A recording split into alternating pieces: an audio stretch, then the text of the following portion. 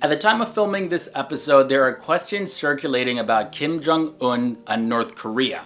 Now, his whereabouts are unknown, and it has opened up even more inquiry about the mystery that surrounds the entire country. Welcome back, guys, to another FTD Facts episode. My name is Leroy Kenton, and this is a channel where we break down facts and info about our world, culture, religion, and more in top 10 lists. So let's jump into 10 surprising secrets about North Korea. Now, at number 10, we have Kim Jong-un being vulnerable. Kim Jong-un is thought to be 36 years old. Now, with his obesity as well as his smoking habit, that has contributed to him being the center of rumors about having poor health for a while. But now the most recent rumors about him passing away due to a heart surgery, the news of that has spread all around the world after a South Korean publication stated that Kim Jong-un was actually in critical condition after heart surgery. But whether or not this rumor is 100% accurate, experts say that Kim Jong-un is at risk from obesity as well as cardiac health issues. Now at number 9, the country in itself is vulnerable too. So if the news is accurate that he has passed away, Kim Jong-un's death could actually mark the end to North Korea's relationship building measures as well as all of their progress that they've made diplomatically. This could actually lead to a lot of panic across the country, considering North Korea has a struggling economy because it's under sanctions, as well as they have a widespread poverty, among other issues. Some worry that the country could actually collapse if their central leadership becomes too weak, and that's likely if Kim Jong-un did pass away. This could also lead to a possible conflict between North Korea and South Korea, or at least there could be some other countries that intervene in North Korea, which could escalate things on a whole other level. Another thing to know about North Korea is its military spending. There's a lot of mystery around it because it's unknown how much exactly they actually spend on their military. The money that Kim Jong-un spends on funding the Korean People's Army is believed to be a massive fortune. The North Korean army uses lasers and missiles that are banned in other countries, and notably it does have a pretty robust and impressive cyber warfare unit. Now, it's mandatory for every North Korean over 18 to actually enlist in the army, even for women too, so they're not excluded. North Korea in their possession also has an unknown number of nuclear weapons, and North Korea also has in its possession a large number of chemical weapons. So of course, they're not putting in pennies into their military force. A lot of money is going into it. And while we're on the topic of their military, you're gonna find that there's a lot of soldiers everywhere. Their army is one of the biggest in the world, with the latest number showing an estimate of over 1.2 million people in active duty. Now, it's also been reported that 1 in every 25 North Korean citizens is actually enlisted as a soldier. Now, the largest of all the KPA branches, or the Korean People's Army branches, is actually its ground force with 1 million personnel, and they have a massive number of weapons as well as fighting vehicles.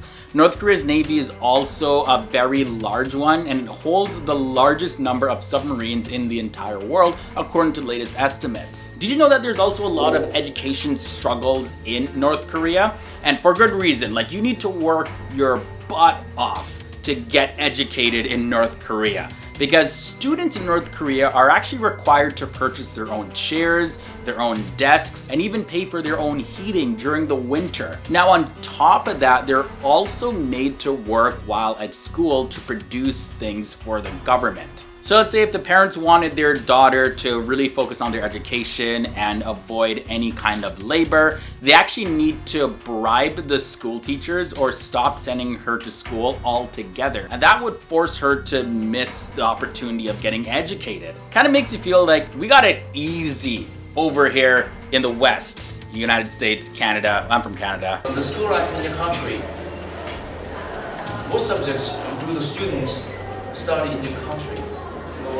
So we just took a look at 5 surprising secrets about North Korea, and we got 5 more to go. Before we get into the last 5, just a reminder to leave a like on this episode if you are enjoying this video so far. As a matter of fact, if you're enjoying any FTD Facts episodes, leave a like because it lets more people see our videos. Also, if this is your first time here to the channel, hit that subscribe button, ring that bell, stay a while because we post episodes daily and I don't want you to miss any of them. Alright, so with that said, let's just jump into the last 5. At number 5, let's talk about their roads because 3% of them are actually paved. So there's not a lot of government funding going into the roads, so the roads mostly are left completely unpaved. So if you travel to North Korea, you will only see less than 3% of their roads completely finished and paved. So out of 120,538 square kilometers of roads, only about 2.83% are paved if you want to break it down specifically like that. And according to some of the latest estimates, all the roads in North Korea, if they were actually finished, it could circle the planet Pluto. Well, it's not even a planet anymore. I think Pluto is considered a satellite now, but anyways, all the roads could circle Pluto 3.5 times. There's also some corruption in North Korea that,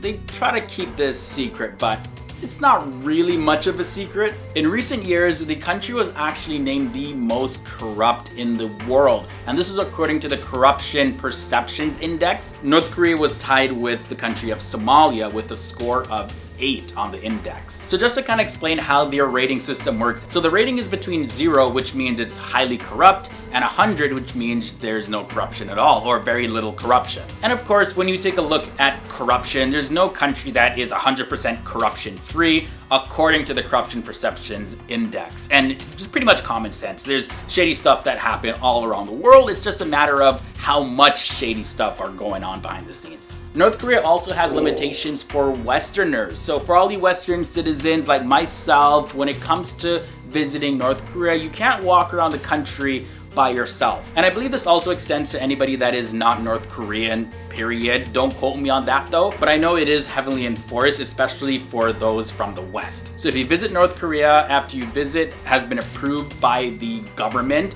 they'll actually assign you a guide. And just letting you know though that if they say, here's your guide, you can't be like, no, I'm good, I'll find my way around, thank you. No, for your entire stay in the country, there's gonna be guides that are assigned to you, and literally they're gonna be with you all the time. Another surprising North Korean secret is the haircuts. Apparently, this is a fact. Like, men in North Korea are actually ordered to get a haircut, and there's a specific style that you gotta get. Like, they're also told to really model their haircut after Kim Jong-un. And women, they're not exempt. They actually have to keep their hair at a certain length, and they can only choose from a selection of 14 approved hairstyles. Women who are married, they need to wear their hair a little bit shorter, and single women, they're allowed to wear their hair a little bit longer and curlier. And the final surprising secret that I want to share in this episode about North Korea is that leaving the country is actually very expensive. It'll cost you about $8,000 to leave North Korea. And it isn't easy to leave the country because you're gonna be punished if you're actually caught trying to escape. There is, however, a way to leave if you somehow manage to come up with $8,000. Now that will only get you to China pretty much though, and very few North Koreans are able to afford that and make that happen. And all the North Koreans who manage to make it to China are actually not all granted refugee status because of their rocky relationship with North Korea. China views these defectors as illegal economic migrants. And you see, a lot of what we know about North Korea and how it operates comes a lot from the people known as defectors or people who end up leaving the country. They're able to provide a lot of valuable information about North Korea. But regardless of what they say, a lot of it still cannot be 100% verified. Either way, there's still so much secrecy and mystery surrounding North Korea that literally it's almost like its own planet. So guys, let me know your thoughts and comments down below. Join in on the conversation. What do you think is going on with Kim Jong-un? And also, what are your thoughts in general about North Korea? And now if you're watching this episode after the world has found out what exactly happened to Kim Jong-un, leave some other comments, whatever you want to type down there. My social media links are below in the video description section, so you can follow me over there. And I'm going to leave you with a recommended episode that's going to be at the end screen, so I'm going to get out of here so you can check that one out. Until next time, guys, it's always awesome hanging out with you here on FTD Facts. I'll see you in the next episode.